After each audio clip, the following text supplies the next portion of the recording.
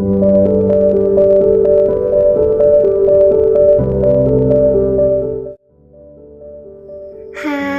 teman-teman, apa kabarnya nih?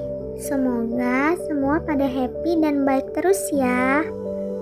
Oh iya, hari ini aku mau membawakan satu topik menarik, yaitu proses lahirnya Pancasila.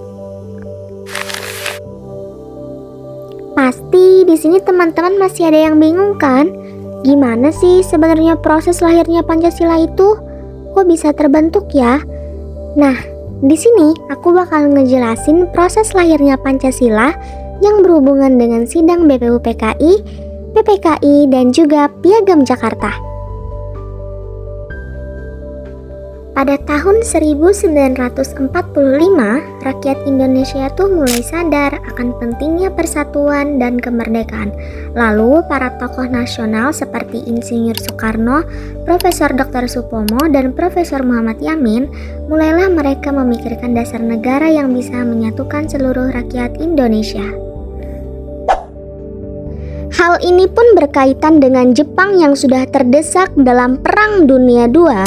Mereka mulai kehilangan banyak wilayah, kekuasaan, serta kepercayaan rakyat Indonesia pun juga mulai menurun dikarenakan penderitaan selama masa kedudukannya.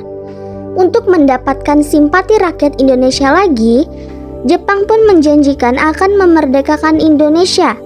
Maka dari itu, Jepang membentuk BPUPKI, singkatan dari Badan Penyelidik Usaha-Usaha Persiapan Kemerdekaan Indonesia. Hal ini pun dimanfaatkan baik oleh Indonesia untuk benar-benar menyiapkan kemerdekaan Indonesia secara nyata, bukan sekedar janji Jepang. Sidang BPUPKI merupakan langkah awal menuju kemerdekaan Indonesia yang dibentuk oleh Jepang pada 1 Maret 1945 dengan tujuan menyelidiki dan mempersiapkan hal-hal penting bagi pembentukan negara Indonesia merdeka. Badan ini beranggotakan 62 orang tokoh bangsa dari berbagai daerah dan latar belakang. Melalui sidang-sidangnya, para tokoh bangsa mulai merumuskan dasar negara serta bentuk pemerintahannya yang akan digunakan setelah Indonesia merdeka. Nah, pada sidang pertama, BPUPKI dilaksanakan pada tanggal 29 Mei hingga 1 Juni 1945 dengan fokus utama membahas dasar negara. Dalam sidang ini, beberapa tokoh penting mengemukakan pandangannya, di antaranya Profesor Muhammad Yamin yang mengusulkan 5 asas kebangsaan, Profesor Dr. Supomo yang menekankan paham integralistik, serta Insinyur Soekarno yang pada 1 Juni 1945 menyampaikan pidato bersejarah tentang Pancasila sebagai dasar negara Indonesia. Gagasan-gagasan dari para tokoh inilah yang menjadi dasar terbentuknya nilai-nilai kebangsaan yang kita kenal hingga sekarang.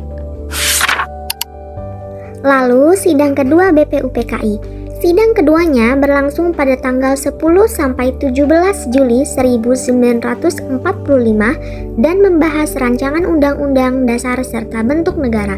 Dalam sidang ini dibentuk panitia 9 yang menghasilkan Piagam Jakarta yang kemudian menjadi cikal bakal pembukaan Undang-Undang 1945. Hasil sidang menetapkan bahwa bentuk negara Indonesia adalah republik. Wilayahnya meliputi seluruh bekas Hindia Belanda dan dasar negaranya adalah Pancasila. Setelah tugasnya selesai, BPUPKI dibubarkan pada tanggal 7 Agustus 1945. Tapi Kak, aku masih kurang paham apa perbedaan dari kedua sidang itu. Tenang. Di sini aku bakal ngejelasin.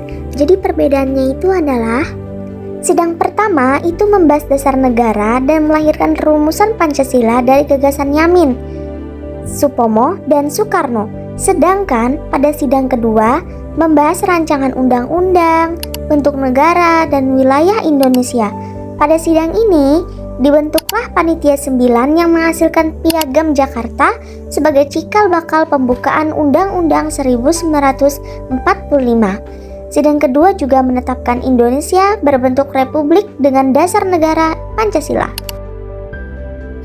Selanjutnya adalah PPKI. Setelah dibubarkannya BPUPKI, diadakannya PPKI. PPKI adalah singkatan dari Panitia Persiapan Kemerdekaan Indonesia yang dibentuk pada tanggal 7 Agustus 1945 oleh Jepang sebagai pengganti BPUPKI dengan tujuan mempersiapkan kemerdekaan Indonesia. PPKI beranggotakan 21 orang yang dipimpin oleh Insinyur Soekarno sebagai ketua dan Dr. Andes Muhammad Hatta sebagai wakil ketua.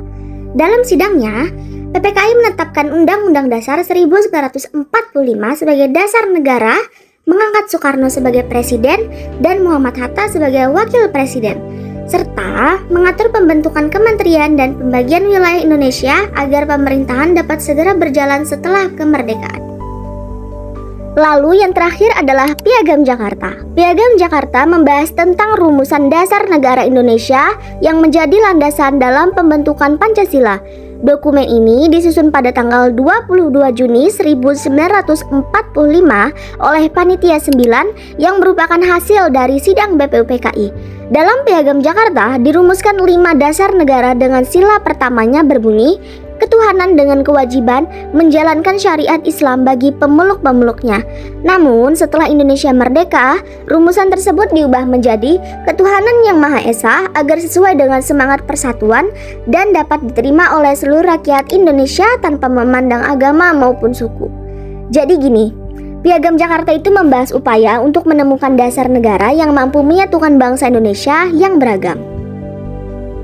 Kak, apakah ada nilai-nilai Pancasila yang tercermin dari peristiwa-peristiwa tersebut? Tentu ada dong. Dari sidang BPUPKI, kita tuh belajar nilai musyawarah dan persatuan karena para tokoh berdiskusi dengan bijak mencari dasar negara terbaik.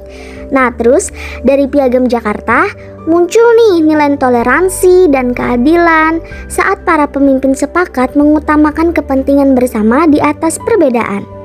Sedangkan di PPKI tercermin nilai gotong royong dan tanggung jawab saat mereka bersama-sama menetapkan Pancasila dan Undang-Undang 1945. Semua peristiwa itu menunjukkan bahwa Pancasila lahir dari semangat persatuan dan kebersamaan yang harus kita jaga sampai sekarang. Nah, sekarang aku mau menyampaikan refleksi pribadiku nih. Dari peristiwa lahirnya Pancasila, sidang BPUPKI, PPKI dan Piagam Jakarta, banyak pelajaran berharga yang bisa kita ambil. Salah satunya adalah semangat persatuan, gotong royong, dan musyawarah yang diperlihatkan para pendiri bangsa. Nilai-nilai itu masih sangat relevan bagi generasi muda saat ini karena di tengah perbedaan suku, agama, dan budaya, kita tetap harus menjaga persatuan dan saling menghargai agar Indonesia terus maju dan damai. Yap, itu tadi yang bisa aku bagikan tentang proses lahirnya Pancasila. Semoga kalian jadi lebih paham dan terinspirasi ya. Terima kasih banyak sudah mendengarkan.